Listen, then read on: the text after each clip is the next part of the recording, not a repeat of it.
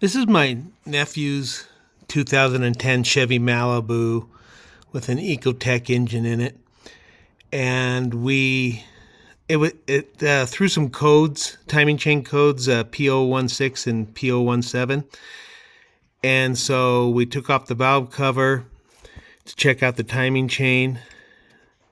Look how loose that is. Additionally, it looks like the link, it skipped. There's a colored link, that orange one. It should be up here, right here. So the chain has skipped and it's completely worn out, this upper guide. There should be an edge coming out here with a plastic piece underneath it to guide this chain, and this chain should be tight. So timing chain has failed, so we're taking off. I'm going to replace the timing chain. I'm working on taking off the cover right now. So the timing chain cover has like 10 millimeter bolts and one 13 millimeter bolt. 13 millimeter bolt is right here. I've taken off the four 10 millimeter bolts that you can get to from the top, and then we'll go under, and I'll show you that in a sec. I'm going to finish taking off that 13 millimeter bolt. Get to one additional 10 millimeter bolt from the top here, down there by the air compressor. So I'm going to get that. I've loosened that 13 millimeter bolt and pulled it out, but it won't come all the way out because it's hitting the firewall or the side of the sidewall of the car, because we have the engine lifted. We lifted it in order to get better access. We got the pulley off, the tensioner pulley, the belt that goes to the alternator and the AC compressor, and therefore we've also taken out the engine mount and the air box and all that in order to get down in here. But when we take out the engine mount, the engine was falling, so we brought out the cherry picker and we lifted it from this lift point here. So I'm going to go under now, take out the other bolts. I'm also going to lower this engine so I can get that 13 millimeter bolt out. For the engine, I was able to pull that bolt out, got that one.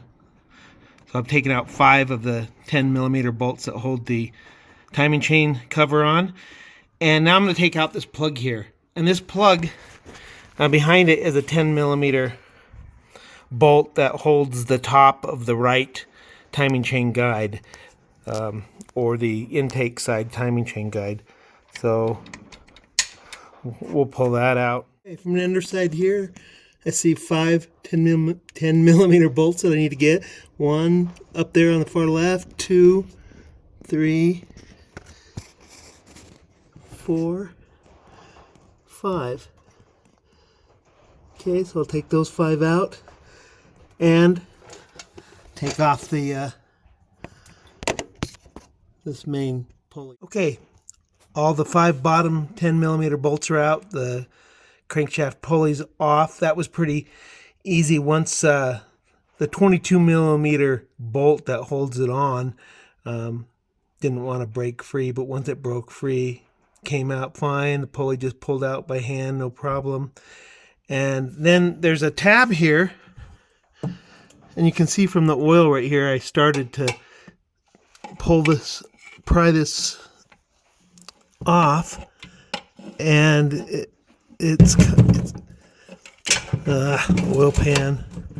It's coming off, so it didn't give me fits. Now there's pins on each side, one up here on the side and one up here on the side, just locator pins. And so I'm going to get up and try to pry up there by those pins and up at the top and see if I can get this thing to pop off. I got the timing chain cover off. I actually had missed a bolt, and so it was giving me fits. There was a bolt right underneath where this bolt goes that I couldn't really see, but I finally felt all the way around, and it was not wanting to come off in that spot. So once I took that bolt out, it just fell off, so that was great. I'm now getting ready to take out the sensor, which is back here, 32 millimeter bolt. or the not the sensor, I'm sorry, the tensioner. But let me show you that I also got the right tensioner out. I mean, not the right tensioner. The exhaust guide for the timing chain, that black, well, it's black in this case. It was just in pieces all over down here, along with some of the pieces of that top guide. So, I mean, that's part of that top guide. These are chunks that fell out. Now look at these bolts. These bolts are completely destroyed. So I'm going to need to get new bolts. These are the bolts that hold that right guide, and the chain has just been sliding along them. But luckily I was able to get them out. So, all right, taking out the tensioner, and I've already broken it loose, so. But I'm going to use two hands. Okay, the tensioner's out, and it's slightly damaged from, I guess, the chain hitting it or something, but we'll be replacing that.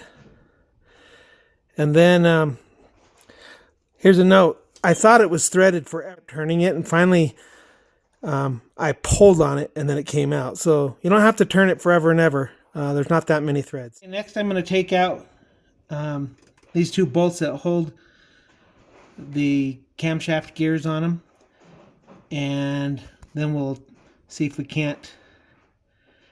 Then I will come down here and take out that tensioner right there in the center of the screen.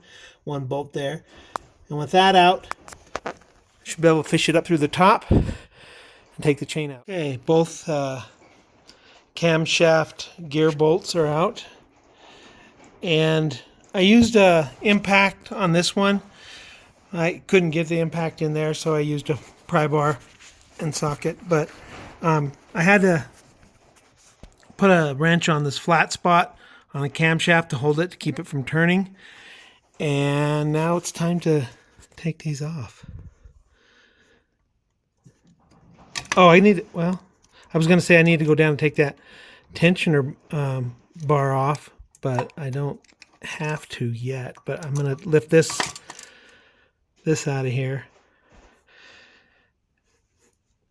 Before I take that one off, I'm going to take the tensioner bar out. I'm actually taking that tensioner guide out from above. Just got a 10mm socket on it. Working that bolt out. All right, have the timing chain off, and now we just have the balancers and water pump chain to take off with the guides. Taking the sprocket off for the timing chain. We'll take those sprockets off. We'll order all new ones.